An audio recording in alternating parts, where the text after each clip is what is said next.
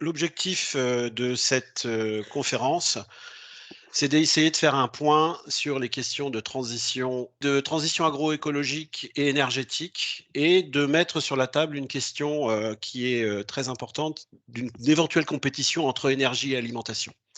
Alors pour ça, il faut d'abord qu'on fasse un diagnostic partagé. Alors je précise, la documentation sera à disposition en ligne et la conférence enregistrée, ça sera aussi bien évidemment mise en ligne. Voilà.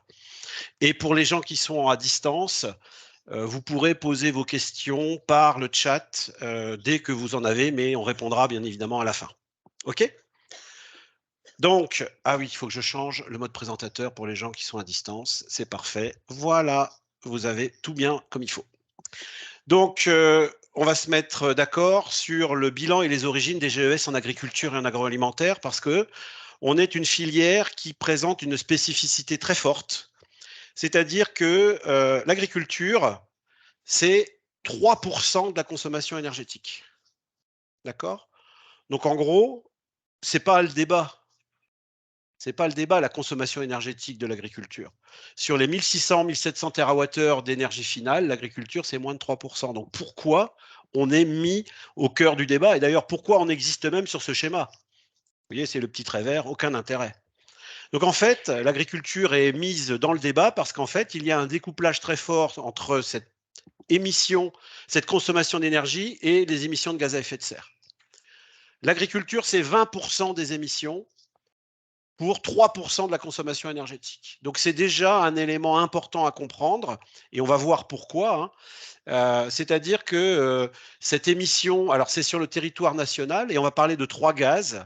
Donc il va falloir donc le CO2, dioxyde de carbone, le N2O, protoxyde d'azote, et le CH4, le méthane. Et donc, si vous regardez un peu l'évolution depuis 1990, bah, ça n'a pas bougé. On a nos petits 20% tranquilles agricoles. Et si on considère notre modèle agroalimentaire, c'est-à-dire les industries, le transport, aller acheter tout ça en grande surface, la gestion des déchets, on est entre 25 à 30% des gaz à effet de serre. Certains disent même un tiers, si on tient compte en particulier de tout ce qui est gaz à effet de serre importé via la déforestation. Donc on comprend bien qu'on n'a pas le choix que de mettre ça sur la table. Alors, qu'est-ce que ça veut dire 20% des émissions? Bon, alors déjà, on va faire attention de différencier émissions et empreintes.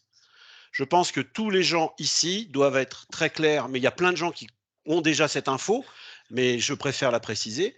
Effectivement, les émissions sur le territoire national ont bien baissé depuis 1990 de 20%. D'accord? Mais en fait, cette information n'est qu'une partie de la réalité, parce que si vous comptez l'empreinte, eh bien l'empreinte, elle a, elle, augmenté. On était à 10,5 tonnes équivalent CO2 par individu en 1995, on est aujourd'hui à 11,2 par individu. Donc vous n'allez pas me dire qu'on a commencé à transiter quoi que ce soit. Mais alors, quelle est la différence entre l'émission et l'empreinte? Eh bien, c'est qu'en fait, dans l'empreinte, on tient compte du CO2 importé et du CO2 produit sur le territoire national et on enlève le CO2 exporté. En fait, l'empreinte, c'est bien la réalité de nos comportements. Et donc, en fait, qu'est-ce qu'on observe? On le voit dans le bleu clair. Eh bien, le CO2 sur le territoire national, a bien diminué. Par contre, le CO2 importé, lui, il a très grandement augmenté. Donc, ça veut dire que quelque part, quand quelqu'un vous dit que nous avons commencé à transiter sur cette question, ben moi, je suis assez direct, c'est faux. D'accord? C'est-à-dire, a-t-on réellement entamé cette transition? La réponse est dans la question. Alors maintenant, si on veut essayer d'être un peu plus clair sur les différents gaz, parce qu'on parlait de 3% et de 20%, ce qu'il faut comprendre, voilà ici l'évolution du CO2 par secteur d'activité en France depuis 1990. Et là, eh bien, qu'est-ce qu'on voit? On voit que sur le CO2, l'agriculture, c'est moins de 5%. Donc en fait, l'agriculture n'est pas vraiment un acteur fondamental sur le CO2. 5%, c'est conséquent, mais ce n'est pas le plus important. Hein. Et là où l'agriculture va trouver une expression quasi spécifique, c'est dans la production et dans la genèse des deux autres gaz dont je vous ai parlé tout à l'heure. C'est-à-dire que l'agriculture est responsable de 90% des émissions de N2O et de 70% du CH4. Donc ce sont deux gaz dont on parle assez peu, notamment le N2O. On parle pas mal du CH4, mais on oublie un peu le N2O. Et l'intérêt, c'est de voir... Alors, donc ce N2O, ce CH4 et le CO2, ça fait 20% du global. OK ? Et donc maintenant, ce qu'il va falloir regarder, c'est d'où vient dans l'agriculture sur ce N2O. Alors j'ai pris deux exemples. J'ai essayé de ne pas d'être trop technique. Hein. Donc en fait, quelques repères sur les émissions de GES en céréales et oléoprotéagineux. Alors là, je salue notre ancien responsable d'Arvalis qui connaît ça par cœur. Eh bien, en fait, qu'est-ce qu'on voit? C'est que dans les exploitations qui produisent principalement des céréales et des oléoprotéagineux, c'est l'achat d'engrais qui va être la source principale d'émissions de GES. Par quoi? Parce que ces engrais minéraux sont faits à partir de gaz, hein, par la fameuse réaction d'Haber-Bosch, ou à partir du CH4, hydrogène, ammoniac, et c'est à partir de l'ammoniac que je vais faire, et de l'azote de l'air, bien évidemment, que je vais faire cet engrais. Donc l'engrais minéral, et on va le voir tout à l'heure, hein, très important. Mais cet engrais minéral, lorsqu'il est épandu, eh bien, il est aussi responsable de la production de N2O. Donc ce N2O, après épandage, dans le cycle de l'azote dans le sol, je pourrais répondre à vos questions si vous le souhaitez, c'est 27%. Et puis vous avez aussi du N2O qui est issu de la dégradation des résidus de culture. Donc qu'est-ce qu'on voit? Bien, on voit que dans ce système, le fameux CO2 fuel qui correspond à ce qu'on met dans les tracteurs est quasi anecdotique dans les émissions de GES d'une exploitation dite de grande culture. Très important, c'est des sources Grand Est, ce ne sont pas des sources nationales. Hein. Donc, les sources Grand Est sont que la dépendance des exploitations grande culture à l'azote minéral, c'est 165 kg par hectare et par an. C'est énorme, d'azote minéral, je précise. Donc, vous imaginez bien ce qui va se passer si jamais on n'a plus du tout d'azote minéral à notre disposition. Et globalement, c'est 80 litres de fuel à l'hectare. Alors ça, c'est nos amis grande culture. Maintenant, on va regarder, on voit bien que c'est le N2O. Maintenant, on va regarder ce qui se passe du côté des éleveurs. Alors du côté des éleveurs, c'est un système bovin-lait classique, hein, évalué par une méthode de l'Institut de l'élevage. Hein. Eh bien, qu'est-ce qu'on a? Eh bien, un chiffre, il y aura pas mal de chiffres. Hein. 1 litre de lait, c'est en gros 1 kg CO2 équivalent par litre de lait produit. C'est une référence, hein. Ça peut être 0,8, ça peut être 1,2, mais 1, ça nous donne bien un bon chiffre. Eh bien, 50%, c'est la fermentation entérique. Donc, c'est bien le fait qu'un animal rumine, donc ce bovin rumine, qui va émettre ce CH4, parce que je précise que le CH4 a un pouvoir réchauffant global, en gros, on ne va pas rentrer dans les détails, entre 25 et 30 fois le CO2. Et la gestion des effluents, bah oui, cet animal va aussi émettre des effluents. Et donc là, on voit aussi que ce n'est pas le CO2 qui est au cœur de la problématique de l'élevage laitier dans des émissions. Hein, on va trouver la fertilisation des cultures, etc. Et là, pour le coup, carburant et électricité, c'est quasi anecdotique dans un élevage. D'accord? Donc ça veut dire quoi ça? Ça veut dire que quelque part, l'agriculture a une spécificité par rapport à toutes les autres filières. Les deux gaz sur lesquels il va falloir qu'on s'intéresse, sur lesquels il va falloir qu'on progresse, bah, c'est certainement le CO2, mais c'est aussi les deux autres. Alors si on fait un petit bilan, eh bien voilà, la culture et l'élevage, c'est en gros moitié-moitié. Ça, c'est si on est un peu de mauvaise foi. Parce que ça, c'est ce que dit la bibliographie. J'oublie pas de dire, alors je précise tout de suite, hein. Ah, parce que c'est, oui, excusez-moi, je vais le mettre là. C'est bon comme ça? Oui. Merci Marjorie. Elle a le courage de me couper, c'est bien. Oui, parce que ça vous casse la tête. Bon. Je vais faire comme ça. Donc, c'est bon là comme ça? OK. Donc, ce qu'il faut retenir de ce graphique, c'est que si on veut s'arrêter à là, on dit voilà, moitié de responsabilité. Le problème, c'est pas le problème, c'est que c'est la réalité, c'est qu'en France, 2 tiers des surfaces agricoles sont à destination des animaux. Donc, très clairement, une partie très significative des GES issus des cultures devraient être attribués à l'élevage. D'accord? Et on y reviendra tout à l'heure. Alors, une fois qu'on a dit ça, j'aime bien revenir à l'histoire. Parce que ça, c'est la situation actuelle. Et on va voir pourquoi on en est arrivé là. Et en fait, il y a des réalités qui sont intéressantes. Et alors, l'histoire, elle nous dit quoi? L'histoire, je vais passer par un mode de représentation qui est particulièrement intéressant, qui s'appelle un mode dit graphe, Generalized Representation. Bon, on s'en fout du nom. Mais qu'est-ce qu'on voit sur ce graphique? On voit, c'est le cycle de l'azote sur un territoire ou sur une région. Donc, qu'est-ce qu'on a? On peut faire rentrer de l'azote par de l'engrais de synthèse. On peut faire rentrer par des dépôts atmosphériques. On peut avoir ce qu'on appelle la fixation symbiotique, ce sont les légumineuses. D'accord? Ça va arriver au niveau des surfaces de terres arables, donc blé, céréales, mais ça peut aussi aller sur les prairies. Tout ça, c'est au service des animaux. Les animaux redonnant eux-mêmes via leur déjection de l'azote, et tout ça, c'est pour nourrir les gens ou pour l'exportation.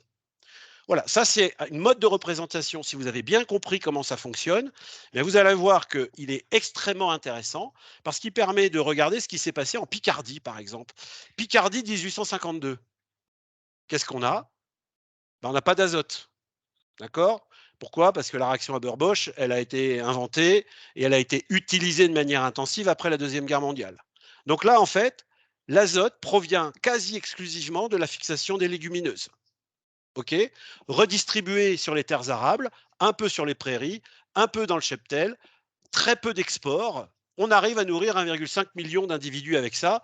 Bien évidemment, on ne va pas manger un beefsteak par jour. D'accord? C'est 1852. 1970, qu'est-ce qu'on a? Arrivée de l'engrais de synthèse.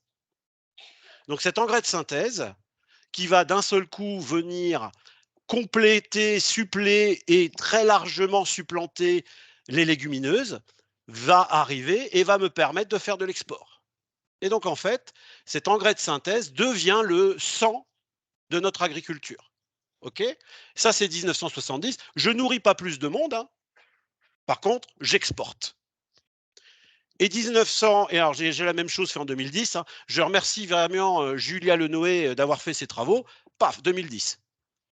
Donc la question c'est quand est-ce qu'on s'arrête? Quand on voit la taille des flèches, quand est-ce qu'on s'arrête? Et donc là, en fait, on voit bien qu'on est passé vraiment sur une agriculture exportatrice, d'accord, mais totalement dépendant de l'azote minéral. Alors ça, c'est la Picardie. Maintenant, je vais prendre, alors je pense que quand on regarde comme ça, c'est vachement intéressant. Ça nous permet de regarder un petit peu l'évolution de ces systèmes. Maintenant, on va regarder un autre cas qui est très intéressant, qui est la Bretagne.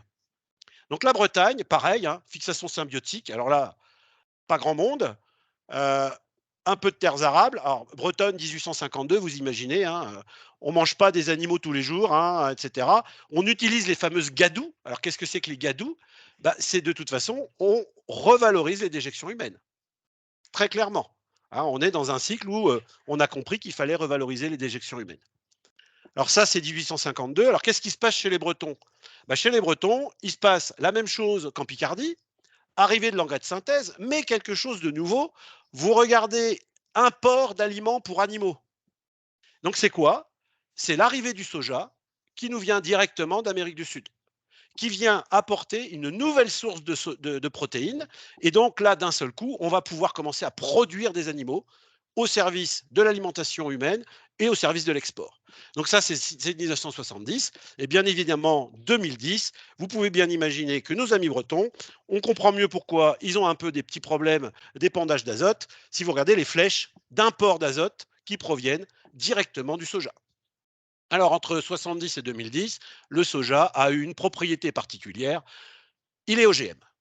D'accord? Donc, on pourra. C'est un organisme génétiquement modifié.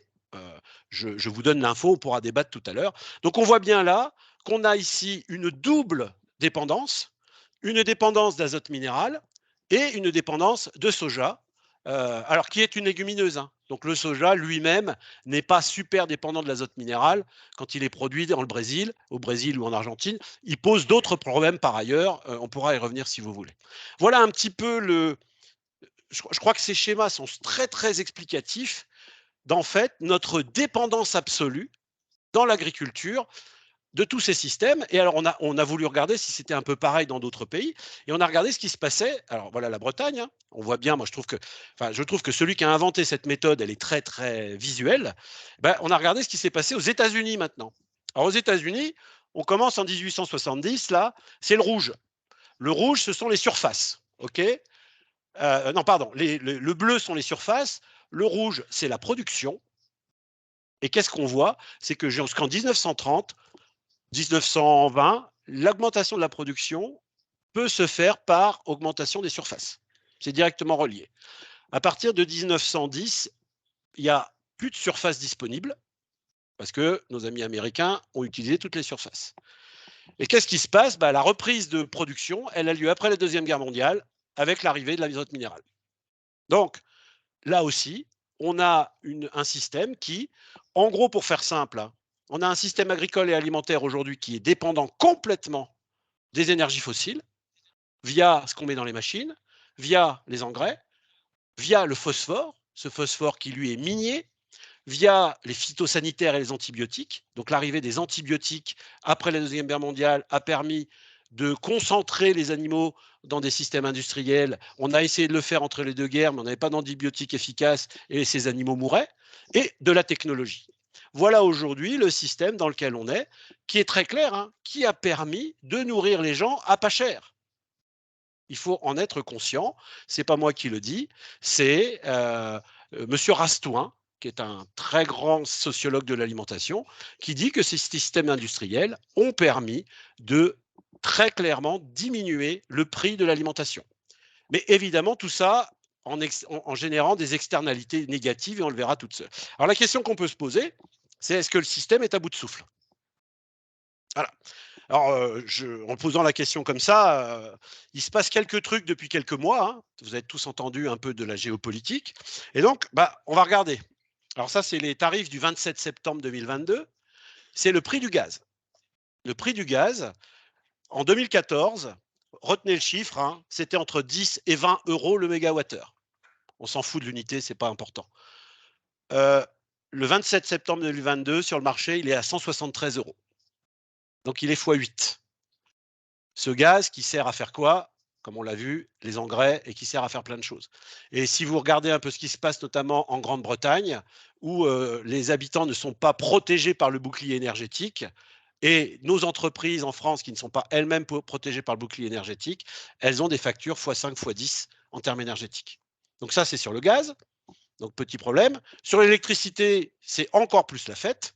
Donc, hier ou avant-hier, sur le marché de gros électrique, on était à 380 euros le mégawattheure, là où au mois d'avril, il y a en gros 2 ans, on était à 20, 30, 40 euros le mégawattheure.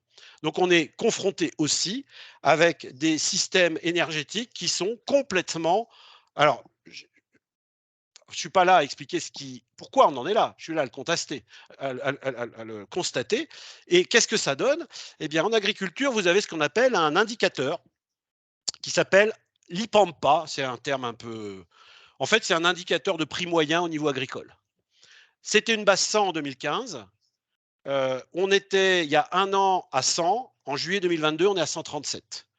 C'est-à-dire que les coûts de production agricole depuis moins d'un an, on fait plus 40% d'agriculture, consécutif à tout ce qu'on vient de raconter. Alors, c'est dû à quoi? C'est dû, par exemple, au prix de l'engrais simple azoté. Hein. Et alors, j'aimerais qu'on regarde ce qui s'est passé en 2008. 2008, une vraie crise. On est d'accord, on a tous parlé de crise en 2008. Eh bien, si vous regardez la petite montagne de 2008 et la grosse montagne de 2022, vous pouvez vous dire qu'effectivement, il y a bien eu une crise en 2008, mais la crise de 2022, si elle donne les mêmes effets que celle qu'on a observée en 2008, il faut qu'on soit très inquiet. Donc ça, c'est l'engrais simple azoté. Hein, et ça, c'est le coût de production du blé. Ce n'est pas le coût d'achat, hein, c'est le coût de production. Le coût de production du blé, eh bien, il était à 150 en 2008, en base 100 en 2015, il est à 197 aujourd'hui. Donc on voit bien que on a aujourd'hui au niveau agricole à la fois des marchés qui déraillent, à la fois des dépendances à l'énergie fossile, à l'électricité, etc., qui font qu'on s'interroge sur notre modèle.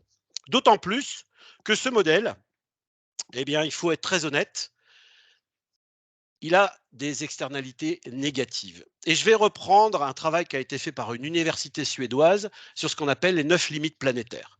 Alors, les 9 limites planétaires, c'est très intéressant parce que ça permet de regarder aujourd'hui où on en est par rapport à l'ensemble de ces éléments qui composent notre écosystème, hein. Alors, je vais les prendre un par un, puis on va regarder, hein. Le changement climatique. Est-ce qu'on est aujourd'hui dans les limites planétaires? D'après nos amis suédois, on est dans le jaune. On devrait arriver assez vite dans le rouge. Et donc, ça concerne le carbone, le CH4, le N2O. Bien évidemment, le modèle agricole est concerné par cette limite planétaire.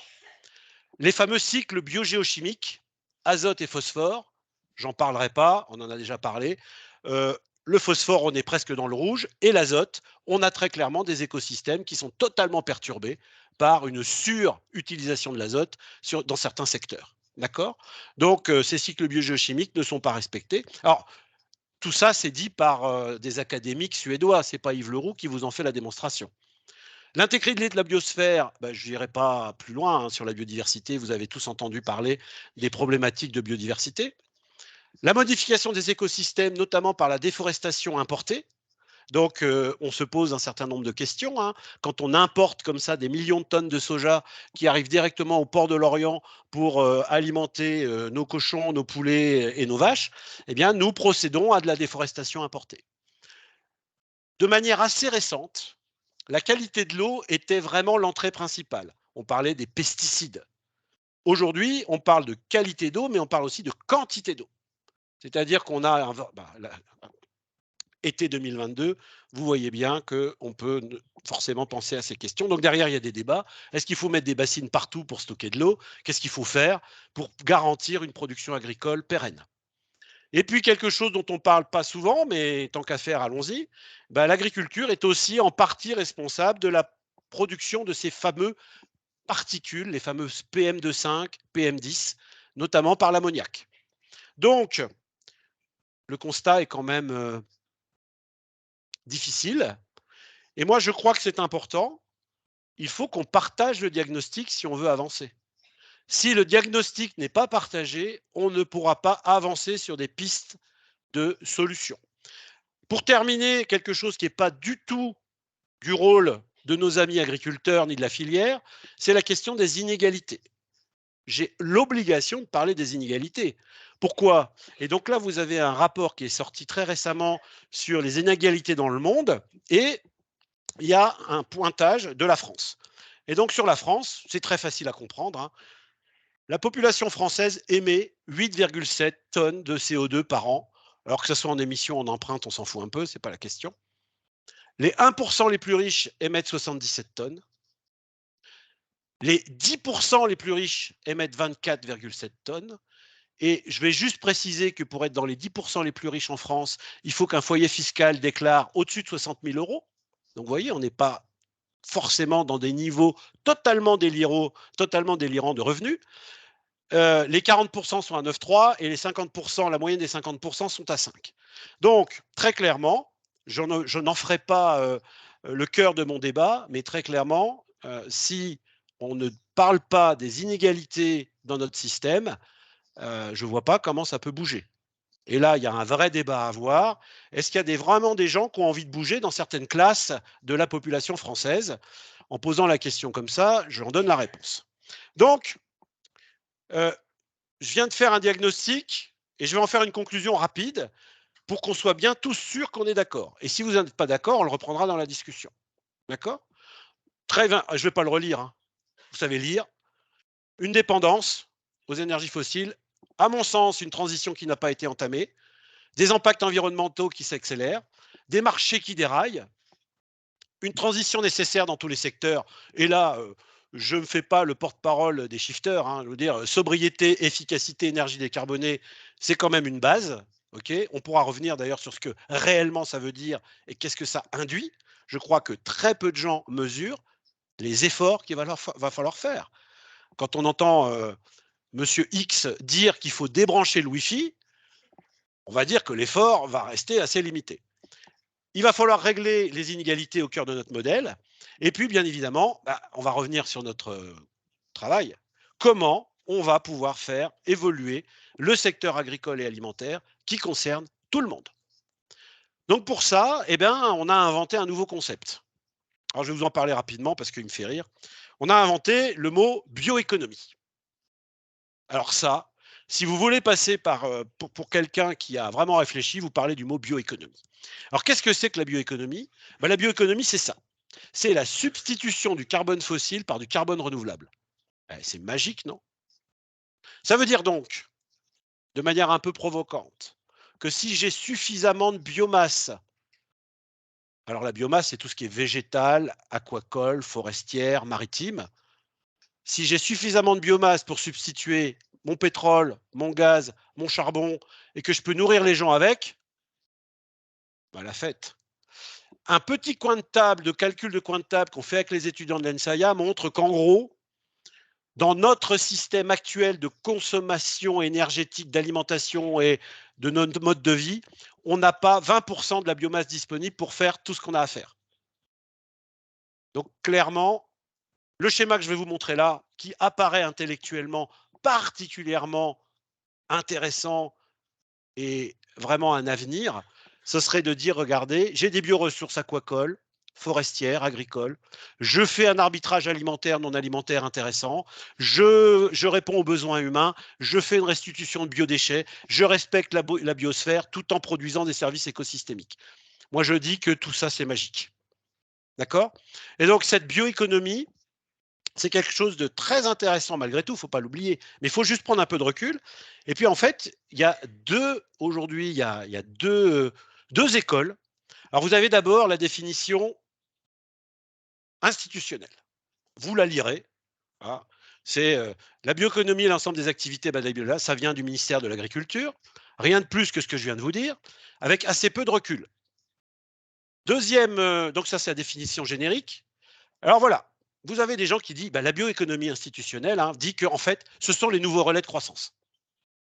Donc en gros, utilisons la bioéconomie pour modifier notre modèle productif en substitution du carbone fossile, etc., etc. Et c'est ce qu'on appelle la croissance verte. D'accord? On pourra y revenir tout à l'heure. Et alors pour ceux qui ont fait un petit peu de socio et d'économie, vous avez un économiste roumain qui s'appelle Georgescu Roegen. Alors je ne sais pas si vous connaissez ce monsieur, qui lui dit clairement que lorsqu'on parle de biologie, lorsqu'on parle de biomasse, il faut être un petit peu vigilant. Il faut réfléchir à la biomasse comme le métabolisme d'un organisme. Et donc, on ne peut pas produire plus que ce que l'on consomme. Il faut régénérer le système, etc., etc. Et lui dire clairement que la bioéconomie doit être de la décroissance. Vous voyez, entre quelqu'un qui vous fait la croissance verte et l'autre qui vous parle de décroissance, je pense qu'il y a des débats sympas qui peuvent arriver. Alors face à ça, on va dire que, allez, ça c'est deux logiques idéologiques. Eh bien, il y a le CESE, je ne sais pas si vous connaissez le CESE, quand même, Conseil économique, social et environnemental, qui produit des rapports exceptionnellement intéressants, d'accord? Eh bien, ce rapport fait 200 pages ou 150 pages sur la bioéconomie.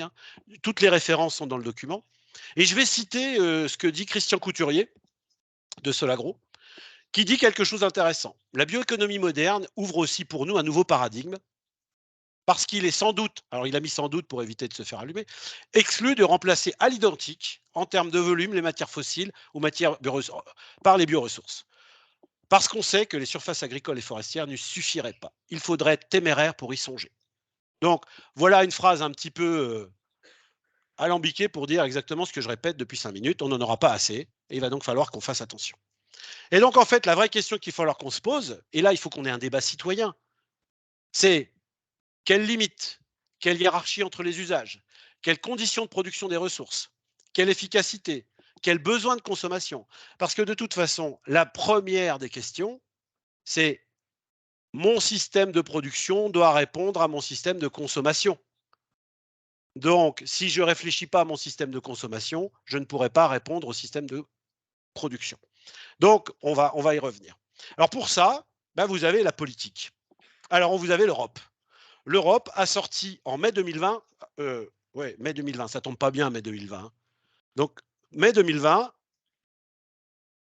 vous avez Farm to Fork, de la ferme à la table, pour un système alimentaire équitable, sain et respectueux de l'environnement. C'est magique quand même. Et alors, vous avez 5 thématiques, je vais rapidement. Donc, les Européens, ils doivent manger de manière durable et abordable. Donc, on voit bien qu'il y a la question de l'équité qui arrive là-dedans. Lutter contre le changement climatique, c'est normal. L'environnement, c'est normal. Et alors, regardez ce qu'a écrit l'Europe, c'est assez magique. Une rémunération économique équitable dans la chaîne alimentaire. C'est l'Europe qui a pourtant appuyé toute son économie sur la concurrence et le libéralisme qui dit il faut quand même faire attention qu'il y ait un partage de la valeur ajoutée dans la filière, qui va être décliné en France par la loi Egalim, sur laquelle on pourra reprendre. Et puis, un renforcement de l'agriculture biologique. Alors tout ça, ça doit s'inscrire, évidemment, dans la neutralité carbone annoncée en 2050. Oh, neutralité carbone.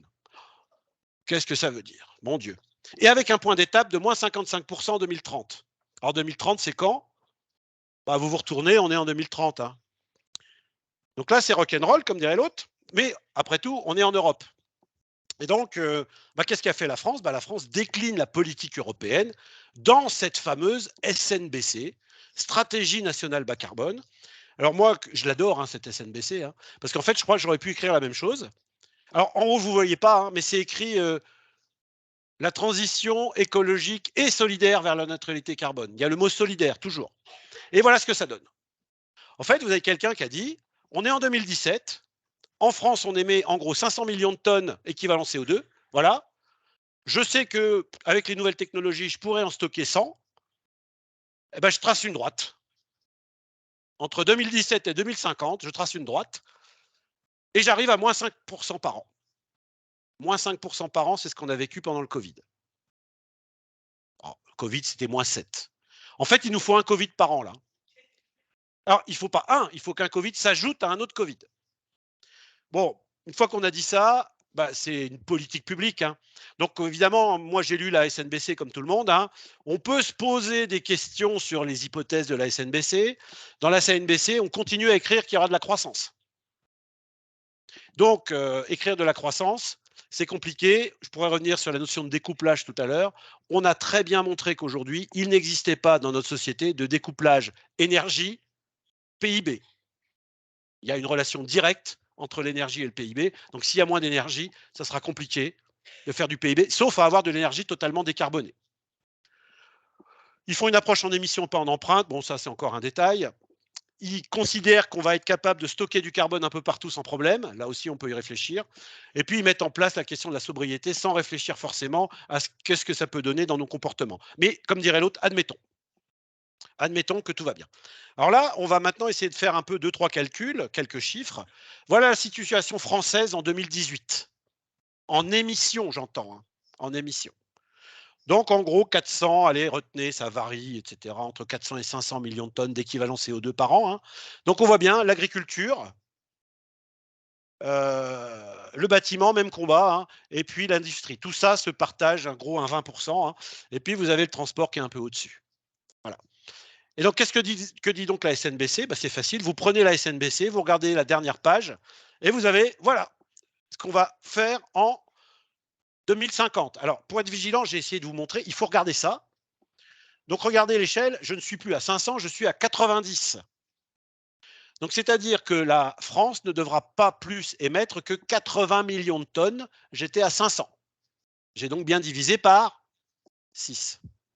Et ce qui est intéressant pour nous, et les étudiants à l'INSAIA vont être contents, c'est que l'arbitrage de la SNBC autorise à ce que l'agriculture ne divise que par 2. Tous les autres secteurs, c'est par 6, c'est par 10, c'est quasi infini. Et l'agriculture et le modèle agroalimentaire, c'est divisé par 2. On pourra essayer de voir pourquoi tout à l'heure. Ce n'est pas totalement ahurissant, mais vous allez voir que même une exigence de division par 2, c'est une évolution de rupture pour le modèle agricole. D'accord? Donc, bon, j'espère qu'on a compris que tous les secteurs de notre économie, il va falloir qu'on fasse de l'efficacité. Alors, c'est quoi l'efficacité? Hein? C'est moins d'énergie pour un même service. Donc, en fait, ça ne change pas notre comportement. C'est vous rénovez une maison. Vous rénovez une maison, vous consommez moins d'énergie et vous avez toujours aussi chaud. D'accord? Alors après, il y a 2 termes, la sobriété choisie et la sobriété subie. Est-ce que vous allez au boulot en trottinette? Et ça, c'est de la sobriété choisie. Ou est-ce que vous n'avez plus les moyens de prendre votre voiture pour venir du Saint-Ouen jusqu'à Nancy et vous prenez un transport en commun qui met 2 heures au lieu de mettre 1 heure et demie, au lieu de mettre une demi-heure? Ça peut être souvent une sobriété subie. Donc, le détail n'est pas si neutre. Et puis évidemment, il va falloir produire des énergies décarbonées. Et donc, il va vraiment falloir repenser les chaînes de valeur, hein, les trucs qui viennent de partout dans le monde. On parle de démondialisation. Vous avez Philippe Biwix qui parle de low-tech. C'est super intéressant ce que raconte Biwix sur le low-tech, mais on pourra y revenir si vous voulez. Donc ça, c'est pour l'ensemble de notre de nos filières, pour l'agriculture et l'agroalimentaire. Alors, vous avez regardé l'équation. Moi, je trouve que c'est une équation formidable. On va demander à l'agriculture de baisser ses gaz à effet de serre, de produire des aliments de qualité.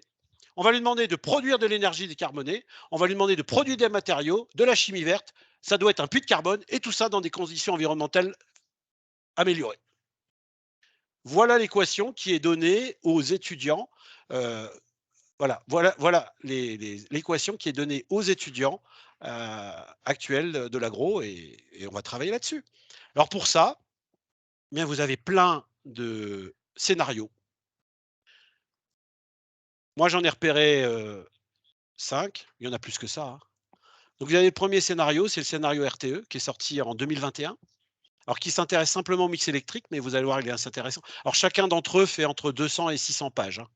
Donc il faut se les envoyer, hein. Le scénario ADEME. Alors le scénario ADEME, il est très intéressant, on y reviendra, hein, 4 trajectoires. Évidemment, je ne pouvais pas faire autre chose que de parler du PTEF, sinon mon ami Paul n'aurait pas été satisfait. Donc j'ai été regarder ce que disait le PTEF sur la transition. Et puis vous avez 2 scénarios qui tournent beaucoup aujourd'hui, que sont les scénarios After 2050 et le scénario TIFA. D'accord. Le PTEF, il ressemble un peu à tout ça. Alors pour ça, très rapidement, je vais vous présenter le scénario After 2050. Il fait 100 pages, il se résume en 3 minutes. Mais je pourrais demander aux étudiants de l'ENSAIA de le résumer, parce que pour un certain nombre d'entre eux, ils l'ont déjà entendu. Alors, scénario After 2050, c'est un scénario qui date de 2011, qui a été revu en 2015-2016 et qui a été produit par Solagro, hein, qui est un bureau d'études qui commence à prendre un peu de place dans la réflexion des scénarios. Et en fait, il est basé sur quelque chose de très simple. Vous allez voir, il dit, la première chose et le premier rôle de l'agriculture, c'est de nourrir les gens. Pas de problème, hein. Donc, on va d'abord nourrir les gens. Donc, dans la fameuse hiérarchisation de la biomasse, on va d'abord nourrir les gens, mais on va aussi quand même modifier la production alimentaire. On va y revenir. On va en gros inverser le ratio de protéines végétales et de protéines animales. Aujourd'hui, on est à 2 tiers de protéines animales, 1 tiers de protéines végétales. On inverse le ratio. On fait 2 tiers de végétal, 1 tiers d'animal. Ce n'est pas un scénario vegan. Je tiens à le préciser tout de suite. On travaille sur les pertes et gaspillages. Ensuite, on regarde, on fait un bilan d'approvisionnement par denrée. Ce n'est pas un scénario autarcique. C'est un scénario qui continue à importer des ananas parce qu'on ne sait pas les faire. C'est un scénario qui continue à importer du chocolat, qui continue à importer. Ah, il n'y a plus trop de soja qui rentre, hein. Ça, on est d'accord. Et c'est un scénario qui est un tout petit peu géopolitique parce qu'il considère aussi qu'on doit continuer à produire un peu de céréales pour alimenter notamment tout le Maghreb, l'Égypte et compagnie, parce que si on ne leur donne pas à manger, de toute façon, ils vont venir se servir. Donc, il intègre aussi cette question. Bon, donc en gros, il travaille sur les besoins.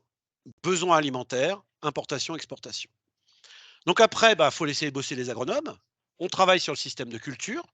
Donc, on réfléchit à la biomasse qu'on va produire et dans quelles conditions.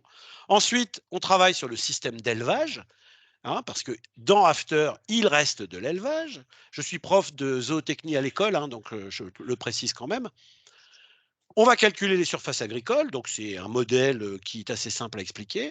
On va regarder l'utilisation des sols. On va bien évidemment faire l'impact climatique et environnemental de ce scénario. Et si par hasard, il reste un peu de biomasse, on va en faire autre chose. D'accord. Et en fait, dans le scénario After, eh bien, il y a des surfaces agricoles disponibles pour de la production de biomatériaux et d'énergie. Et on va voir pourquoi. Parce qu'en fait, l'hypothèse qui est posée par After et qui est en fait posée par pratiquement tous les scénarios, c'est qu'on a une assiette qui va évoluer significativement. Vous avez à gauche l'assiette actuelle et on va retenir simplement 2 éléments. C'est exprimé en grammes par jour, hein. Actuellement, en moyenne, nous consommons 0,6 litres de lait par individu, sous toute forme que ce soit, hein. Viande et abats, 270 grammes par jour. Dans le scénario After, qui n'est pas un scénario écrit par des écolos de couloir, c'est simplement les recommandations PNNS, donc du Plan National Nutrition Santé. Donc ça a été préconisé par le monde de la médecine. Eh bien, dans ce scénario, on va diviser par 2 les produits animaux. Alors, petite incise, il y a 7 ou 8 ans, quand je présentais ce scénario auprès du monde agricole, je prenais des tomates. Je le représente de manière très régulière et aujourd'hui, le monde agricole a très bien compris les enjeux et se dit il y a certainement une opportunité, mais il va falloir aussi qu'on passe un vrai contrat citoyen. C'est-à-dire qu'il ne faut pas que ça se fasse sous la contrainte, il faut que ça se prépare et s'anticipe. Donc en gros, regardez les impacts sur les filières animales, c'est pas neutre. Moins 40% en vaches laitières, moins 160% en vaches allaitantes, je pourrais revenir si vous voulez. Un peu moins drastique sur les monogastriques, alors monogastriques, poulet et cochon, moins 30 à moins 40%. Donc on voit bien quand même que ce n'est pas tout à fait neutre comme scénario et l'impact que ça peut avoir sur les filières. Alors pourquoi? Parce que je vous l'ai dit tout à l'heure, c'est qu'en fait, en France, nos surfaces agricoles sont à plus de 3/4 à destination de l'animal. On a 35% de prairies permanentes, évidemment pour les animaux. On a 17% de cultures fourragères, donc ça va être le maïs, ça va être la luzerne, ça va être tous ces trucs-là. On a des céréales qui sont utilisées pour engraisser les animaux. Et beaucoup des céréales qu'on exporte servent à engraisser des animaux. Donc, notre modèle aujourd'hui est un modèle très orienté sur les productions animales. Rappelez-vous les schémas que je vous ai montrés sur l'évolution en Picardie et en Bretagne. Ça n'est dû qu'à une seule chose, l'azote minéral, qui a permis cette augmentation de rendement et d'autres technologies évidemment, mais l'azote minéral est au cœur du système.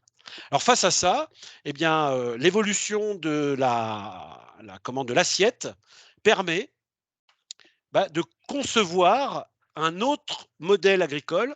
Et vous avez en haut le modèle agricole proposé par After. Donc dans After 2050, vous avez 30 à 40% de surface bio. Vous avez un vrai travail sur les haies. On a divisé par 10 les kilomètres de haies en France depuis 1950.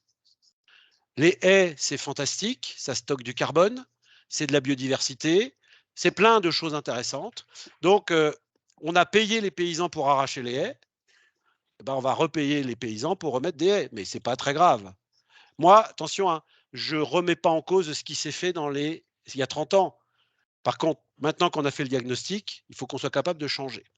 Et donc, et très important, maintien des prairies permanentes. On ne touche pas aux prairies permanentes, qui sont un stock de carbone, bon, je pourrais en reparler tout à l'heure. Donc vous avez ici toute une évolution agronomique, on ne va pas rentrer dans les détails, culture intégrée, culture agribio, agroforesterie, culture associée, il y a plein de travaux sur la partie agronomique. Et ça, pour les étudiants, c'est formidable, parce que c'est ce qu'on appelle le retour à l'agronomie. On revient à une agriculture complexe. Et avec les surfaces disponibles, After propose une production d'énergie, l'équivalent de 124 TWh. Alors, ça ne vous dit rien du tout, ça vous dit rien, ça vous dira plus tout à l'heure, parce que je vais comparer les scénarios entre eux. Donc, dans After, on voit arriver 124 TWh, et on pourra discuter la réalité ou pas de ce scénario. Alors, qu'est-ce que ce scénario fait? Ce scénario, il divise par 2 les gaz à effet de serre. C'est-à-dire que nous étions à 100 millions de tonnes, on passe à 50 millions de tonnes. Voilà, normal, l'agriculture fait 20% de 500 millions, vous divisez, toc, toc, on y arrive. Donc, vous voyez, scénario de rupture, je tape très fort dans l'élevage et pourtant, je ne fais que diviser par 2. Donc, on ne peut pas non plus aller beaucoup plus loin. Deuxième scénario, alors je vais aller plus vite parce qu'ils se ressemblent, mais ils ne se ressemblent pas complètement. C'est le fameux scénario TIFA. Alors, ce scénario, il a été produit par l'IDRI. Alors, l'IDRI, c'est en gros un think tank de Sciences Po, et donc, c'est un scénario qui a été produit en 2018. C'est une espèce de réponse à peut-on nourrir l'Europe en agriculture biologique? C'était ça l'idée de base.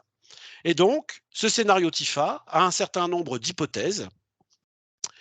Alors, on va aller vite. En gros, il ressemble beaucoup à After 2050 parce qu'on veut plus de soja, on veut réintroduire des légumineuses. Mais là où il se différencie vraiment d'After, c'est qu'il est 100% bio.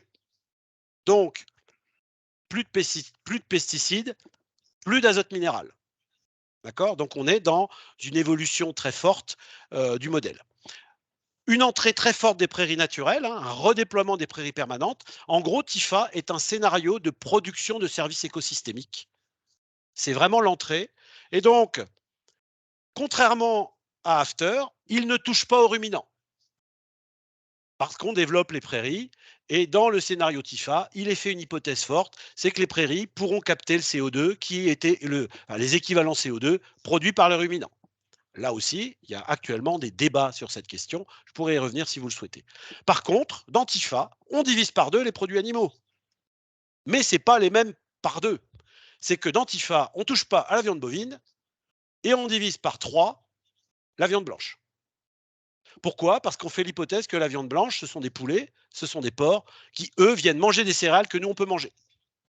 Donc, en gros, TIFA est un scénario très orienté service écosystémique, prairie naturelle. Je garde les bovins, j'ai moins de monogastriques.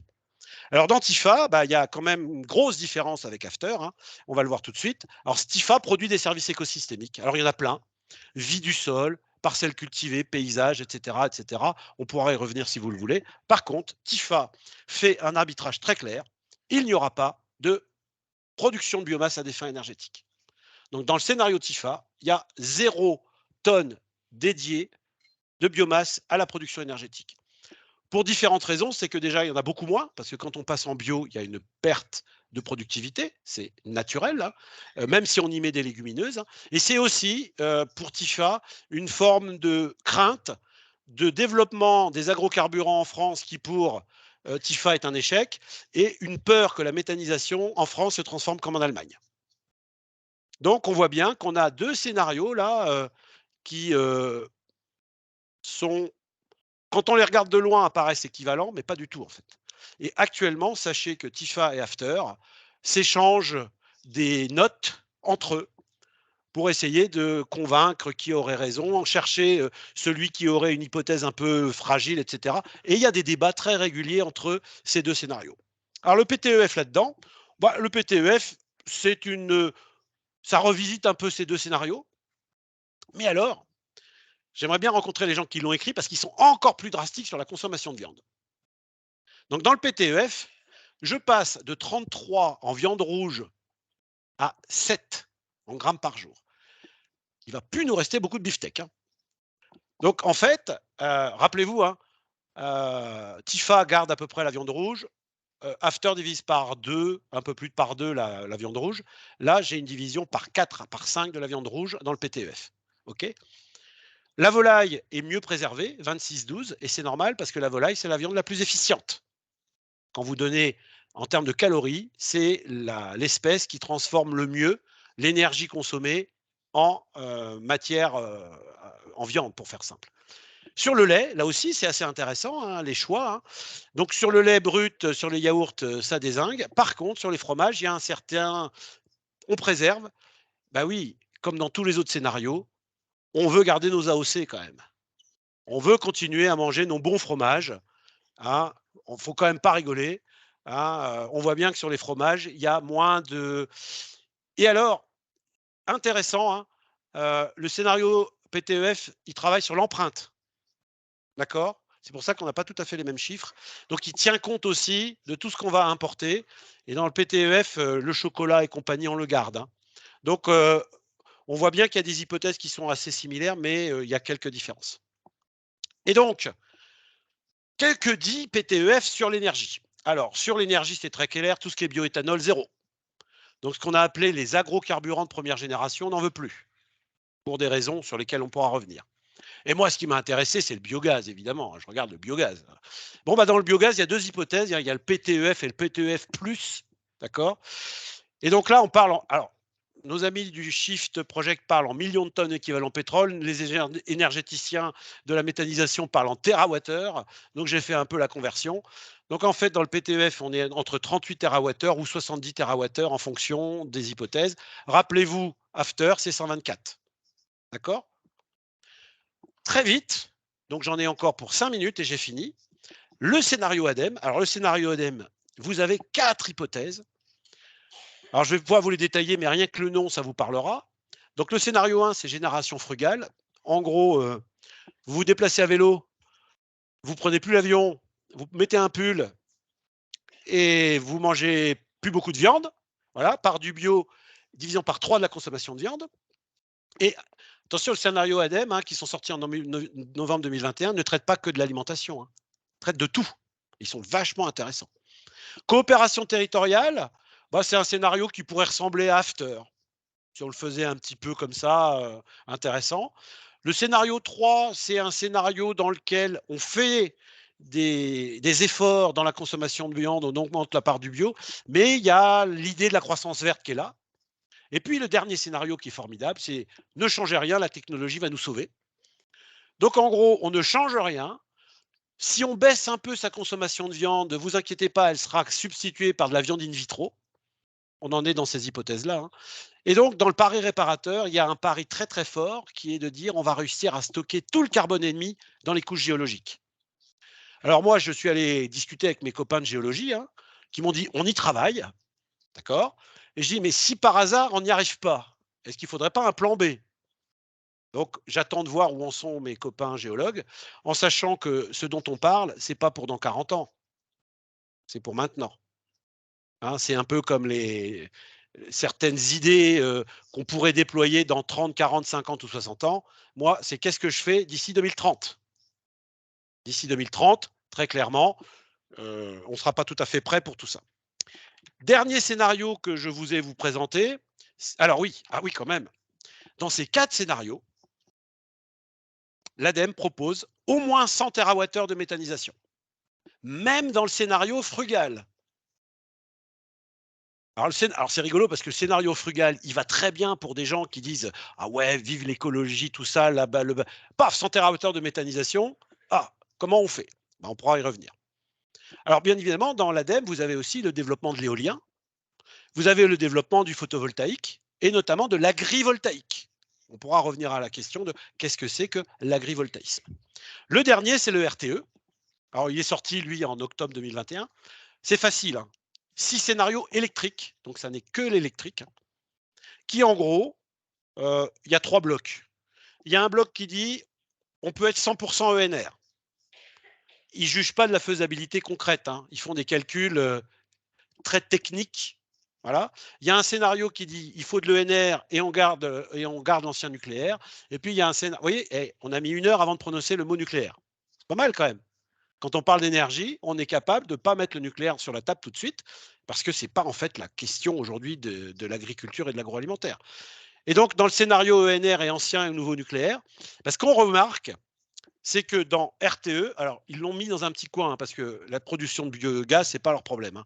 En fait, RTE dit que quel que soit le scénario, il nous faudra 100 TWh de gaz décarboné, parce qu'il y a des usages qui nécessitent. Et retenez aussi important, quel que soit le scénario, RTE, développement du photovoltaïque et de l'éolien de manière forte, et avec une vraie question sur le développement de l'agrivoltaïque, parce qu'on n'aura pas assez de surface. Aujourd'hui, une fois que vous aurez couvert les friches industrielles et les bâtiments, on n'aura pas assez de surface pour produire ce qui est prévu, tel que sont décrits, même dans le scénario à droite. Donc un petit focus quand même sur la méta, si je ne le faisais pas, je me ferais engueuler. Ça va vous permettre de comprendre. Voilà un petit peu les 4 scénarios qu'on a sous la main. Le PTEF, After et l'ADEME. TIFA, c'est fastoche, 0 TWh. Alors maintenant, ce qu'il faut regarder, alors j'ai fait un petite conversion pour les non-énergéticiens, hein. Comment on passe de tonnes équivalent pétrole au kilowattheure, mais ça, c'est pas grave. Ce qu'il faut que vous sachiez aujourd'hui, c'est que en France, nous produisons moins de 10 TWh en méthanisation, en énergie primaire, parce qu'il y a des questions de cogénération, d'injection, etc. On devrait y arriver assez rapidement, mais on n'y est pas encore.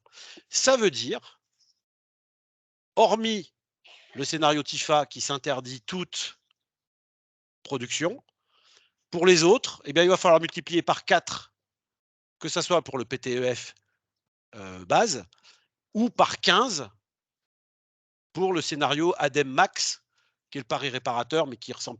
En gros, voilà le chemin des possibles. Alors, le chemin des possibles, ça peut être 0, hein, mais on voit bien que voilà un petit peu l'objet de tout ça. Donc, une fois qu'on a dit ça, on va s'arrêter, mais on va répondre à vos questions si vous en avez. Donc, quand même, une conclusion. Donc, une diminution de 50% des GES en agriculture. J'espère que vous avez compris que quel que soit le scénario, c'est quand même de la rupture. Et c'est pour ça que dans la SNBC, il a été décidé de ne diviser que par 2. Parce que diviser par 6, ça implique quoi? La disparition complète du cheptel bovin ou alors une reforestation de la moitié de la France. Le problème, c'est qu'une fois que vous avez reforesté, qu'est-ce qu'on mange? Donc il y a un vrai débat. Tous les scénarios posent l'hypothèse d'une modification significative de l'assiette alimentaire, sauf l'ADEME, Paris réparateur, mais qui pour lui, moi, enfin, m'intéresse guère. Tous les scénarios insistent sur un nécessaire arbitrage de l'usage de la biomasse. Et en gros, tous disent, si vous laissez faire le marché, ça ne se fera pas. Et il se fera n'importe quoi. Donc, est-ce qu'il faut une régulation? Est-ce qu'il faut une planification? Est-ce qu'il faut une taxation? Tout est actuellement sur la table. La production de NR en fonction des scénarios va de 0 à 140 TWh pour la méthanisation. J'insiste beaucoup qu'il faut absolument anticiper les conséquences de tout ça sur les filières. Pourquoi? Parce que derrière, il y a des gens, il y a des emplois. Et pour l'instant, tout ça n'est pas bien réfléchi. Je vais vous donner un seul exemple. L'abattoir de Mirecourt tournait encore jusqu'à pas longtemps à 5 jours par semaine. Baisse du nombre d'animaux abattus. Il tourne à 4 jours par semaine. Dans 6 mois, il tourne à 3 jours. Et qu'est-ce qui se passe? Eh bien, au bout d'un moment, on le ferme parce qu'il est en dessous de sa capacité industrielle. Donc, ça doit aussi s'anticiper. Mais très clairement, les filières vont devoir bouger. Évidemment, tout ça dans une approche multifactorielle environnementale, hein, en tenant compte des inégalités, bien évidemment. Donc, pour faire toute cette présentation, je me suis appuyé sur une bibliographie multiple, TIFA, AFTER, ADEME, Radar, plus 2-3 éléments de travaux que nous menons avec mon collègue Guillaume Henry sur la chaire Agrométa. Mais l'objectif d'aujourd'hui, ce n'était pas vous parler de méthanisation, c'était vraiment de parler de transition et de compétition alimentaire et énergétique. Je vous remercie.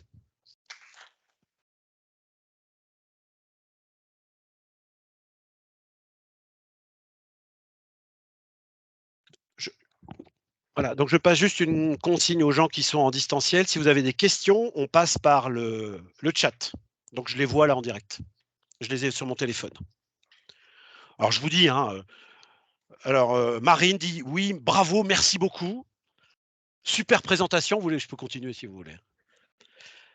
Je propose que nous conservions dans l'enregistrement les questions, si vous en êtes d'accord. Parce que dans beaucoup de présentations comme ça, les questions sont au moins aussi intéressantes que la présentation.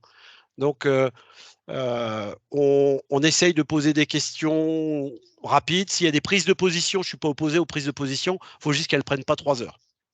D'accord? Merci à vous. Donc, n'hésitez pas, vous avez un micro. Ok, alors je vais reprendre un petit peu aux gens qui sont en distanciel, hein. Donc, une question sur la méthanisation et en particulier dans le Toulois, où on a une intensification forte. Et alors, que croyez-vous? J'ai préparé mon jeu, je vais vous présenter 2-3 diapos pour répondre à votre question, parce que je savais qu'elle allait tomber, et c'est normal, elle est tout à fait légitime. Donc, en gros, ce que je vous propose, c'est un petit complément sur la méthanisation. Ah. Ouais, c'est normal, sinon c'est pas drôle. Mais d'abord, je partage votre diagnostic. Avant 2015, dans le RUP de MAD, on montait au barrage d'Arnaville, hein, qui est en fait... Hein, voilà, bon bref, nous, voilà, on montait à 30-40 mg de nitrate dans l'eau, là, quand il y avait des retours d'azote, etc. Et de manière très régulière, aujourd'hui, on dépasse 100 à 130. Voilà. Depuis l'arrivée d'un certain nombre de méthaniseurs. Pour être très clair là-dessus, je vais essayer de vous expliquer un petit peu comment nous on voit les choses, en prenant un peu la question un peu globalement. Donc déjà, 100 TWh, qu'est-ce que ça représente? J'espère que vous avez compris. Ça représente 10 fois ce qu'on a aujourd'hui. Donc, quand vous me dites que vous en avez combien sur votre territoire? Bon, ouais, et ben en 2050, 250. Ouais, oui, ah bah oui, si on suit la réalité, hein. Et la réalité du marché, parce qu'aujourd'hui, avec le méthane, il sera peut-être plus intéressant de faire du biogaz que de faire de l'alimentation, s'il n'y a pas de régulation du marché. Donc, en gros, la question de l'arbitrage, j'espère que vous avez compris. S'il y a un arbitrage politique qui se fait entre l'alimentation humaine et l'énergie, pour moi, la compétition n'existe plus. Et il faut que cet arbitrage y soit réfléchi. Je vous ai montré dans les scénarios, et qui sont portés par un certain nombre d'organismes, que la compétition alimentaire et énergétique, à partir du moment où on fixe correctement les niveaux de productivité, de consommation alimentaire et de prélèvement de biomasse sur un territoire, ça peut se faire. Encore faut-il le faire intelligemment.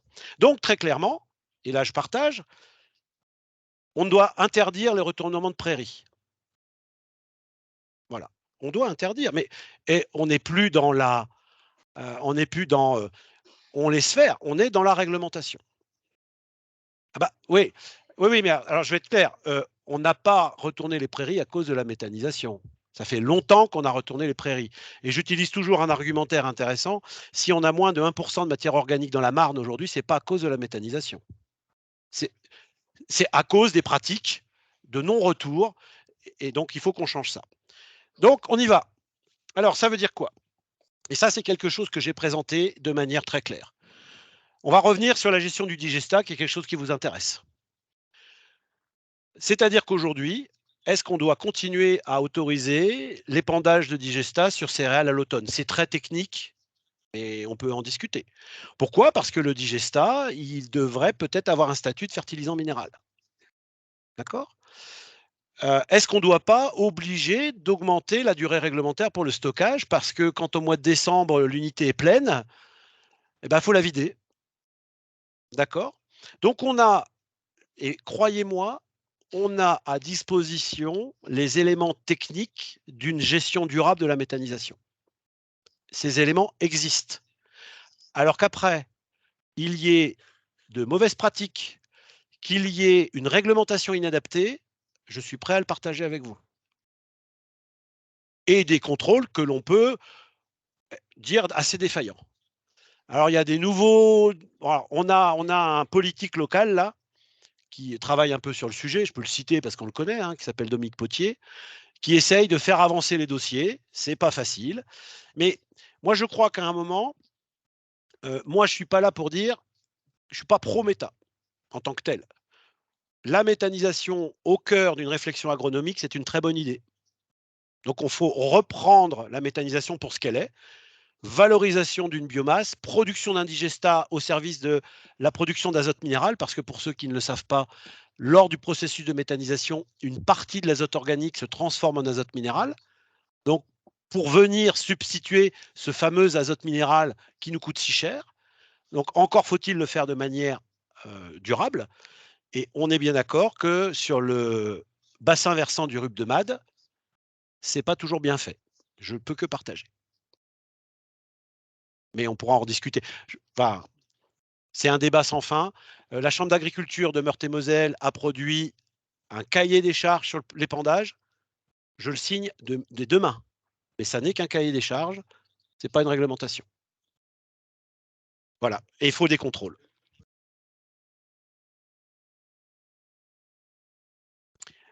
Alors, si vous êtes courageux et curieux de lire les 200 pages du rapport sénatorial qui est sorti il y a moins d'un an, nous avons été interrogés, les sénateurs sont venus chez nous et nous ont demandé ce qu'on pensait un petit peu de la méthanisation, et vous lirez ce qu'on a dit, on est totalement en accord ensemble. Mais le principe, c'est, je pense qu'il faut qu'on soit d'accord d'avoir un diagnostic partagé, et puis après, qu'est-ce qu'on fait? Voilà. Autre question? Alors j'en profite pour citer une question qui est posée. Comment financer cette transition? Bah oui. Alors je vais juste prendre la question, j'ai pas réponse à tout, mais je vais juste prendre la question de l'alimentation. Aujourd'hui, nous dépensons 12% de notre revenu pour l'alimentation. Voilà. Il est illusoire de se dire que demain, en tout cas pour ceux qui peuvent payer, parce qu'il y a toujours cette question d'inégalité, il faut être très clair, eh bien, il va falloir qu'on passe un nouveau contrat social avec les paysans. Très clair. Vous voulez que je divise par deux mes produits animaux? Ben, je les divise par deux. Mais en face, je dois être rémunéré pour le faire. Et je le ferai. Donc, en fait, on a besoin d'un récit. En fait, on n'a pas de récit. Je pense qu'on avait un récit qui aurait pu être intéressant lors des différentes campagnes diverses et variées. C'était un récit sur la transition. Et en fait, ce récit sur la transition, il était porté par qui? Je ne veux pas vous donner mon avis, mais pas en tout cas par celui qu'on a élu. Je n'ai pas entendu beaucoup de récits sur la transition. C'est au minimum quand je dis ça. Donc, moi, je pense qu'il faut qu'on ait un récit sur ces questions. Après, sur le financement, évidemment, l'alimentation sera plus chère. C'est sûr. Alors, sur, par exemple, les investissements de méthanisation, par rapport au prix, parce que, est-ce que vous avez une idée de ce que va coûter le bouclier énergétique pour l'État en 2022-2023? C'est des dizaines de milliards d'euros. On pourrait arriver à 50 milliards d'euros pour ce bouclier énergétique. Vous imaginez ce que c'est que 50 milliards d'euros? C'est un septième du budget de l'État. Je n'ai pas dit du PIB, je parle du budget de l'État. 350, 400 milliards, c'est le budget de l'État. Donc, très clairement, si on veut lancer un grand plan massif d'investissement dans les secteurs de l'économie, bah, il n'y a pas d'argent magique, mais il y en a de temps en temps. Donc, on peut aussi faire des arbitrages, parce qu'un investissement pour lequel je suis sûr que derrière, j'ai moins d'émissions de gaz à effet de serre, bah, c'est un véritable investissement. Donc là, actuellement, on est en train de payer une organisation de notre système énergétique européen qui ne tient pas debout. Mais je ne reviendrai pas là-dessus. Pour ceux qui sont curieux, allez voir comment fonctionne l'AREN, hein, le mécanisme de fixation du prix. C'est assez délirant. On pourra en discuter. Alors, quelqu'un qui avait un micro, oui. Alors, dans la révision 2016, les gens d'After ont redessiné la production de biomasse au service énergétique en faisant des hypothèses que, j'ai plus les chiffres en tête, hein, mais X années sur 10, on n'y arrivera pas. D'accord? Donc, il y a des éléments autour de cette question, mais très clairement, si on a 2-3 ans comme 2022, il n'y a pas un scénario qui tient. Donc là, il faut qu'on soit très clair. On a des solutions, hein. Pendant très longtemps, on a dit aux paysans, ne stockez pas, ça coûte cher. Aujourd'hui, qu'est-ce qu'on est en train de leur dire? La seule solution de passer 2 années dégueulasses, c'est de stocker. Alors stocker du fourrage, hein, pas de l'eau, hein, stocker du fourrage. Et là, maintenant, vous avez des débats sur les territoires, faut même stocker de l'eau. Je ne donnerai pas mon avis, il y a eu le Grenelle de l'eau qui a été sorti, etc. Donc aujourd'hui, très clairement, on n'est pas prêt à affronter des années comme 2022. Honnêtement, aucun scénario n'est prêt à affronter des scénarios comme 2022. Et on est tous ici pas du tout prêts à affronter la transition qu'on prend dans la figure en ce moment. On ne la sent pas parce qu'il y a un bouclier. Hein. Parlez-en aux Anglais. Eux, ils le sentent. Quand vous passez de 50 € par mois d'électricité à 500 € par mois d'électricité, ça pose problème. Mais là où Thomas, que je connais, hein, donc, tu as raison, c'est qu'en fait, on n'a pas aujourd'hui de solution si on a 3 années sur 4 comme en 2022. Ah, j'ai une question très intéressante. J'en profite, j'alterne. Hein. Donc là, il y a une question intéressante sur les scénarios demandent des changements de pratiques agricoles. Qu'est-ce que dit la PAC 2023-2027? J'ai des étudiants ici qui sont spécialistes de la PAC. On va dire que la PAC n'a pas pris le bon chemin de ce qui est affiché par l'Europe sur la SNBC ou le Green Deal. Le Farm to Fork a été écrit. La PAC n'est pas totalement compatible avec ce Farm to Fork. Et quand je dis pas totalement compatible, c'est un doux euphémisme. Voilà, donc la France a fait son PSN. Bon, bref, on ne va pas rentrer dans les détails. Très clairement, la PAC n'a pas aujourd'hui pris en compte l'ensemble des éléments. Et ce n'est pas faute d'avoir présenter ce type d'objectif, et je pense que le Shift Project fait aussi son travail de lobbying ou de plaidoyer, comme on veut, sur ces questions. Et on va dire que la PAC doit être signée par tous les pays européens. Et on a des pays comme, on peut le citer, la Hongrie par exemple, pas complètement en ligne, la Pologne, pas totalement en ligne, sur ces questions. Voilà. Et puis, mais j'allais le finir. Et j'allais terminer. Alors ça, je vous laisse votre... voilà. Voilà. Effectivement, la France n'a pas été non plus très leader sur cette question. Donc, on est reparti jusqu'en 2027. Hein. Donc, tout à l'heure, je vous parlais de 2030. On va se retourner sur la prochaine PAC. Elle sera, voilà. Alors, il peut y avoir des réajustements de la PAC en cours de route. Il peut. On pourra en discuter à ce moment-là. Je comprends votre question et la PAC aurait pu être une réponse, un début de réponse. Aujourd'hui, vous ne le savez peut-être pas, mais la PAC est pratiquement indexé encore à la surface. Donc plus votre exploitation est grande, plus vous touchez de primes PAC. Donc il y avait des propositions qui étaient de dire on va faire bouger le navire progressivement de manière à pas faire ce que vous appelez une rente de garantie en fait. Plus vous avez une surface importante, plus vous avez ces primes qui tombent. Eh bien, la déconnexion des primes PAC à la surface pour aller vers, par exemple, le travail. Donc il y avait des hypothèses. On parle d'UTH, unité de travail humain.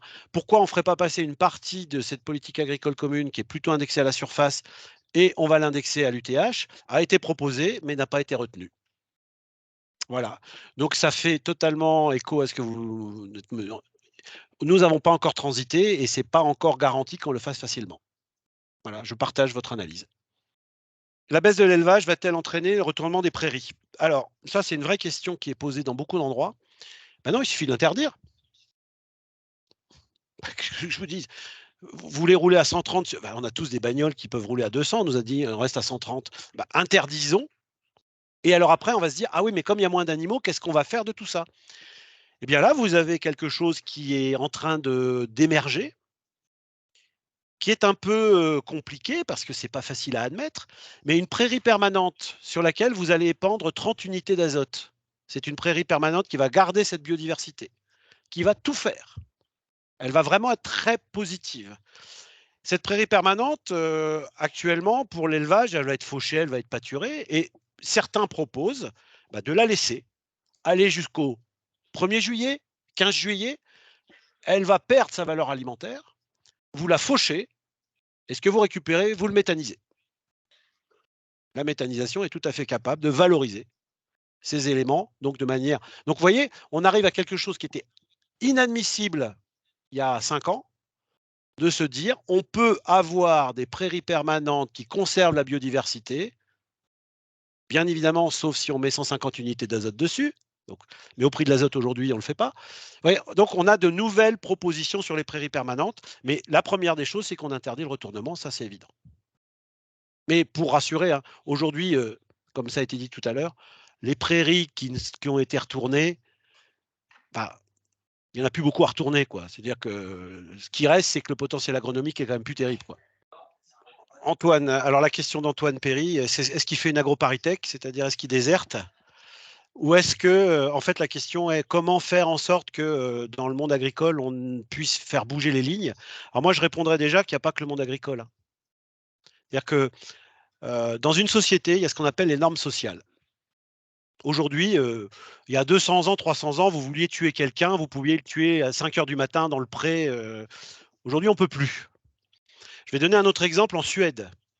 Il y a 5 ans, 6 ans, 10 ans, même en France, hein, tu as passé de bonnes vacances. Ouais, j'ai pris l'avion, j'ai traversé le monde. Aujourd'hui, vous dites en Suède que vous avez pris l'avion, eh bien, la norme sociale, ça devient inacceptable.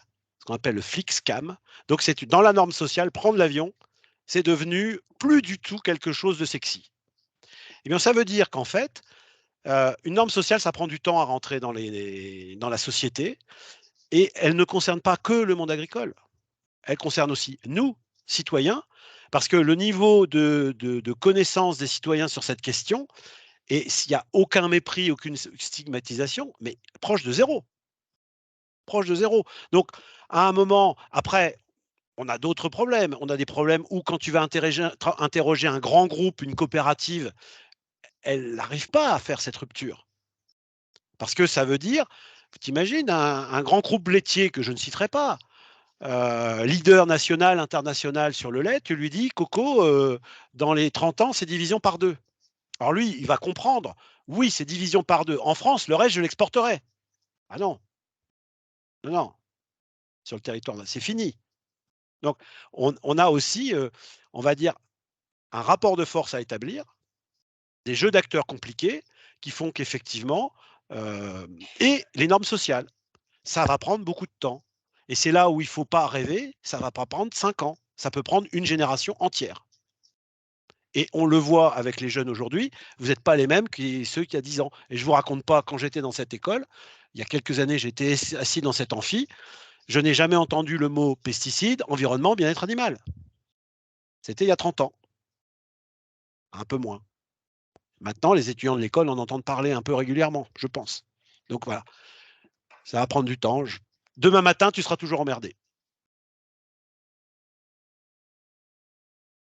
Alors, est-ce que les chambres consulaires et syndicats ont un rôle à jouer dans cette transition? Oui. Après, on va dire qu'il y a aussi des syndicats plus ou moins moteurs dans cette transition. Oui, oui, voilà. Voilà. Après, on va discuter. Alors, ce qui est paradoxal, hein, c'est qu'en fait, il y a les positions nationales, puis après, il y a ce qui se fait sur le terrain. Et en fait, paradoxalement, c'est que sur le terrain, il se fait plein de trucs sympas. Donc, voilà, il faut aussi aller regarder ce qui se passe réellement sur le terrain. Après, les positions de principe au niveau national ou européen, certes, mais sur le terrain, il se fait des choses. Mais effectivement, on va devoir travailler avec les chambres, hein. Petite incise pour nos amis des chambres. Un jeune ingénieur va commencer à 1 500 € dans une chambre d'agriculture. Si vous voulez un peu les motiver, alors je sais bien qu'ils ne font pas ça pour l'argent, mais il y a quand même 2-3 petits efforts à faire, quoi. Voilà. Autre question? Alors, juste, je traduis, hein, parce que les gens qui sont à distance. Donc là, il y a quelqu'un qui pose la question de et l'emploi, en fait, pour faire simple, hein. Aujourd'hui, on est à moins de 3% d'actifs agricoles. Voilà. Bah, en fait, on a une réponse à apporter à ça. Très clairement, on ne va pas mettre 5 millions de personnes dans l'agriculture. Aujourd'hui, le dernier recensement agricole, il est sorti, hein, recensement agricole 2020. 400 000 exploitations professionnelles en France. Voilà, 400 000. De plus en plus sont des structures sociétaires. Donc les gens travaillent à plusieurs. Toutes, c'est du machinisme. Et alors, je vais reprendre, et les shifters pourront être contents, la fameuse image des esclaves énergétiques de notre ami Jean Covici. Tous autour d'ici, là, on a, en fonction de notre niveau de consommation, entre 500, 600, 1000 esclaves énergétiques. C'est-à-dire qu'en fait, ce qu'on consomme en énergie fossile, s'il fallait qu'on le fasse avec nos bras, il faudrait 500 personnes chacun. Vous imaginez bien que c'est compliqué. Et donc moi, ma position, c'est qu'en fait, il va y avoir des métiers où il va falloir qu'on garde les machines. Il est inenvisageable aujourd'hui d'aller faire du labour sur des surfaces conséquentes avec un cheval. On pourra le faire, mais dans des circonstances bien particulières. Donc moi, l'idée que j'en ai, alors après on peut en discuter, hein, c'est qu'en fait, il faut que le monde agricole s'autonomise d'un point de vue énergétique. Et donc, le biogaz, le biométhane peut servir aussi à la mobilité. Il doit aussi s'autonomiser par rapport à l'électricité, parce qu'aujourd'hui, vu le prix de l'électricité, etc., etc. Donc l'idée pour moi, c'est pas de mettre 5 millions de personnes dans les champs. La terre est basse, hein, vous savez. Alors, on peut mettre un peu plus de gens qu'on a aujourd'hui, hein, c'est clair, hein, mais on ne va pas multiplier par 5 le nombre dans le temps qui arrive. Alors, par contre, on voit de plus en plus, et on le voit avec des étudiants de l'ENSAIA, qui s'associent à 7, 8 sur une exploitation. L'un va faire du lait, l'autre va faire du pain, l'autre va faire du maraîchage, pas sur 3 hectares, hein, sur des structures significatives. Donc on voit des modèles un peu nouveaux et qui, pour répondre à votre question, vous êtes 8 sur 100 hectares, c'est pas tout à fait pareil que d'être un céréalier tout seul sur 200 hectares, ce qui est en gros la norme en Lorraine. Eh ben, je partage. Je partage, c'est-à-dire qu'en fait, on a en gros 5 tonnes à 6 tonnes incompressibles. Voilà. Et ça, c'est les services publics, c'est tout ce qui tourne autour de nous. Et ça, quelle que soit la personne, vous êtes à. D'ailleurs, on le voit bien, hein, dans les 50%, la moyenne des 50% les plus. On est à 5 ou 6 tonnes. Et en fait, comment on passe à 24 tonnes quand on est les 10% les plus riches? C'est pas difficile, c'est pas en mangeant de la viande 3 kilos par jour, hein. On a des pratiques très spécifiques, hein, qui concernent moins de 10% de la population, qui va être l'avion, qui est très clairement pris par très peu de personnes, hein. Donc on a comme ça. Et donc ces calculs, ils sont, on peut en discuter, c'est pas moi qui les ai produits, hein, mais globalement, alors certains disent qu'on est sur des coefficients de 1 à 3, 1 à 4, 1 à 5, mais en fait 1 à 3, 1 à 4, 1 à 5, je m'en fiche un peu. Il existe une véritable inégalité d'émissions entre les 10% les plus riches et les 50% de la population. Et ce coefficient est significatif. Alors qu'il soit de 3, de 4 ou de 5, discutons des méthodes. Voilà. Ouais, alors Yves Messmer a travaillé à Arvalis, ITCF à l'époque. Et donc, la réponse qu'on peut faire, c'est pas moi qui l'a fait, hein, c'est jamais mon avis, j'essaye de voir un peu ce qui se dit. Elle est portée par quelqu'un qui s'appelle Marc Dufumier.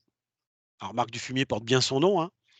Donc, prof à AgroParisTech, qui dit que, en fait, les problèmes de faim dans le monde ne sont pas des problèmes de quantité. On a aujourd'hui la capacité de nourrir le monde. C'est un problème d'inorganisation de filière, d'inaccessibilité financière et économique, et de choix objectifs d'aller mettre du blé dans la gueule d'un animal ou dans le réservoir d'un... Mais on a aujourd'hui, en termes caloriques et protéiques, tout ce qu'il faut pour nourrir le monde. C'est très clairement établi. On a même, il faut 2500 kilocalories, hein, et les étudiants d'Ensaya ont eu une présentation extrêmement remarquable d'un sociologue, anthropologue de l'alimentation qui s'appelle Nicolas Bricas, qui est porteur de la chaire UNESCO de l'alimentation. Regardez-le sur YouTube, il est remarquable. Et il a commencé par dire aux étudiants, attention de ne pas vous tromper sur l'argumentaire que vous portez. Ce n'est pas aux agriculteurs français de nourrir le monde. Les agriculteurs français peuvent échanger, d'accord? Par contre, ce n'est pas à eux de nourrir le monde.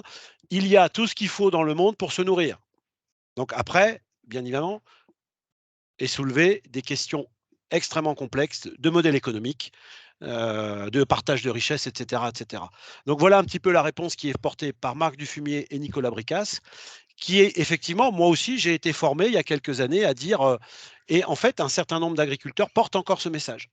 Je dois nourrir le monde. Je ne suis pas sûr que le rôle, c'est vraiment de nourrir le monde, c'est de participer à l'autonomie de certains territoires en difficulté, mais pas nourrir le monde. Et une grande partie de nos céréales nourrissent pas le monde, nourrissent des animaux ailleurs. C'est la réponse, hein, qui est faite, hein. Donc là, il y a des questions posées sur qu'est-ce que les jeunes pensent de cette transition, comment il faut faire. Donc on a l'intervenant qui est en train d'interpeller les jeunes étudiants qui sont dans la salle. Alors, j'ai une réponse et ça permettra aussi de répondre, pas répondre, mais d'aller dans le sens d'Emma. Sachez qu'aujourd'hui, les grandes entreprises telles que tu les décris ont un mal de chien à recruter des jeunes. Mais vraiment un mal de chien. Alors, ils arrivent toujours à recruter, hein. Mais aujourd'hui, alors est-ce qu'on va avoir, la révolution n'est pas pour demain matin, hein, qu'on soit d'accord, hein. Mais on sent malgré tout que sous pression de ces jeunes, quand ils arrivent dans les boutiques, il se passe des choses. Alors, est-ce que ça remonte jusqu'en haut du conseil d'administration? Pour l'instant, ce n'est pas le cas. Après, si on ne fait rien, on va arriver à quelque chose, et je vais prononcer le mot, on peut arriver à des phénomènes de violence. Si on ne fait rien. Parce qu'aujourd'hui, on a le bouclier énergétique, mais quand on n'aura plus le bouclier énergétique, il va se passer quoi? Donc à un moment, il faut aussi que toutes ces entreprises comprennent que la RSE ne suffit plus et qu'il faut vraiment faire un switch là-haut. Mais il y a des jeux d'acteurs et des rapports de force aujourd'hui qui n'ont aucun intérêt à ce qu'on bouge. Je n'ai pas besoin de détailler, hein, pas besoin. Donc, comment on fait? Je n'ai pas la solution. Moi, je suis qu'un pauvre agronome. Je suis pas sociologue, je suis pas, voilà, mais je suis aussi inquiet que toi. Même si je vois que nos jeunes sont vraiment, contrairement à, justement, c'est eux qui nous interpellent. Parce qu'en fait, dans les conseils d'administration, tu le sais comme moi, il y a assez peu de jeunes. Alors, j'ai pas de réponse, j'ai juste une réflexion. On est dans un pays où, quoi qu'on en dise, les citoyens sont plutôt pas mal formés, globalement. Globalement, on est encore un pays où on a des sous. Quoi qu'on dise, hein, on est dans les 7e puissances du monde. On a des ingénieurs plutôt bien formés. Si avec ça, nous, on n'est pas foutus de faire la transition ou de se lancer, parce qu'effectivement, la France, c'est moins de 1% des gaz à effet de serre à l'échelle planétaire. Donc, si on arrive sur cet argumentaire-là, de toute façon, moi, si je fais rien, personne ne fera rien. Non, je parle, non, mais je parle pas d'être un modèle, c'est pas la question. On y va, point. Et peut-être qu'on donnera envie. Peut-être qu'on donnera envie. Et de toute façon, a-t-on vraiment le choix? Alors, peut-être je me persuade par la force de la persuasion, hein, là, mais ce que vient de dire Philippe n'est pas totalement en ligne. Voilà. Mais voilà, j'ai pas de. Alors, sur la question du local, il faut être vigilant. Lorsque vous, sur 1 kilo de viande, si ce kilo de viande fait 100 km ou 500 km, l'impact GES sera quasiment le même. Donc, il faut être vigilant sur dire le local par principe c'est bon, il faut y réfléchir. Moi, je serais plutôt dans une logique de me dire un partenariat intelligent entre les territoires. Il y a des territoires, de par le contexte pédoclimatique, qui sont faits pour faire des choses et d'autres beaucoup moins. Regardez, je l'avais préparée celle-là, donc je vais vous la sortir quand même. Ça serait dommage de ne pas vous montrer la jolie carte. Voilà. Voilà la France. La spécialisation territoriale de la production agricole. En fait, ça sort du recensement agricole. Ça montre qu'en fait, il y a des territoires et des terroirs en France où on peut faire certaines choses et d'autres on ne peut pas faire certaines choses. Et donc, autant je suis d'accord sur améliorer le local, et là, il y a des travaux qui ont été menés par un bureau d'études qui montrent que l'autonomie alimentaire de la métropole de Nancy vers son SCOT, donc très large, hein, c'est moins de 1%. Donc en gros, ce que consomme un Nancéen en valeur, il y en a moins de 1% qui vient du territoire et qui n'est pas sorti du territoire. Donc on va donc pouvoir améliorer cette autonomie, mais il ne faut pas avoir en tête qu'il faut 100% d'autonomie, ça n'a pas de sens. D'accord? Deuxième chose, sur la précarité, vous avez raison. Mais là aussi, il y avait des propositions. Il y avait une tarification où on va aider les paysans qui vont fournir la restauration hors domicile, et en particulier la restauration scolaire. Parce que s'il y a bien un endroit où il faut de la justice sociale, c'est dans la restauration scolaire. Vous avez encore aujourd'hui des collectivités, départements, communes qui ne mettent pas en place la tarification sociale.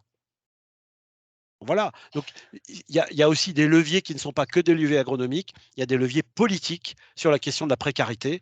Et je peux vous dire que les étudiants de l'ENSAIA, on est en plein dans la semaine des soutenances actuellement de 3e année. Eh bien, j'ai entendu au moins 3 rapports de stage uniquement sur la question de la précarité. On en avait encore un à 14h aujourd'hui, une étudiante qui venait dire comment les collectivités prennent en compte les problèmes de précarité. Et on ne parle pas d'aide alimentaire, hein, parce que l'aide alimentaire, ça, c'est le pansement sur le système. On en a besoin, mais ça ne règle pas le problème. Comment on redonne de la dignité aux gens pour qu'ils consomment? Et c'est un vrai débat. Mais là aussi, la PAC n'a rien fait. La PAC n'a rien fait. Donc c'est un débat de plus. Il est 19h57. On va donc s'arrêter. Merci d'être encore présent parce qu'il y a encore du monde présent.